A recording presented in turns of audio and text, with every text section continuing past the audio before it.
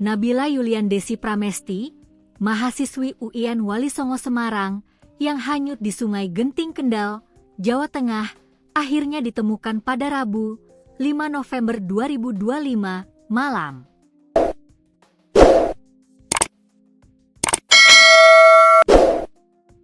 Nabila Yuliandesi Pramesti ditemukan dalam kondisi meninggal dunia. Jenazah Nabila ditemukan sekitar pukul 22 WIB di bawah Jembatan Blanten, Desa Banyuringin, Kecamatan Singorojo, Kabupaten Kendal, Jawa Tengah. Dengan penemuan jenazah Nabila, kini 6 mahasiswa kuliah kerja nyata, KKN, UIN Wali Songo Semarang dinyatakan meninggal dunia setelah hanyut. Lantas, seperti apa evakuasi jenazah Nabila? Pada hari yang sama, 2 rekan Nabila yang ditemukan adalah Bima Pranawira, sekitar pukul 8 WIB dan tak berselang lama Muhammad Jibril Asyarafi sekitar pukul 9.25 waktu Indonesia Barat. Jika dilihat dari lokasi penemuan jenazah Nabila, jarak dengan lokasi awal hanyut adalah sekira 5 km.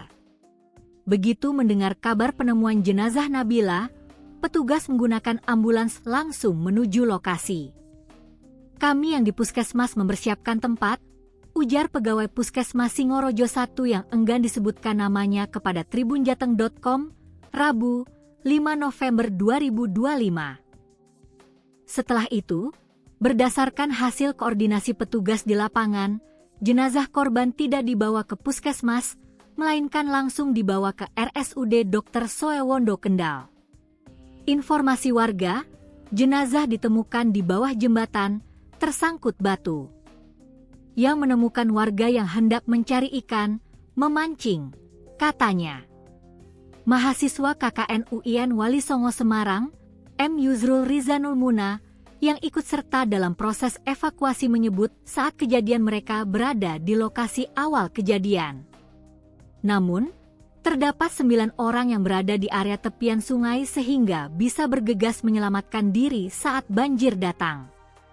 Yang 9 itu, semua sudah dievakuasi untuk pulang ke rumah atau ditarik pihak kampus, ujar Yuzrul, seperti diberitakan tribunjateng.com. Berdasarkan cerita dari kelompok KKN yang menjadi korban, setelah pulang dari sekolah, mereka mampir ke lokasi yang menjadi objek wisata. Mereka di sana tidak naik perahu, tetapi sedang bermain air.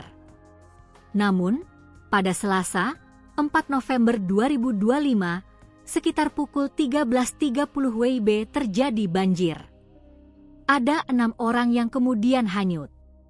Ada beberapa orang yang berusaha menolong, namun justru ikut terseret arus.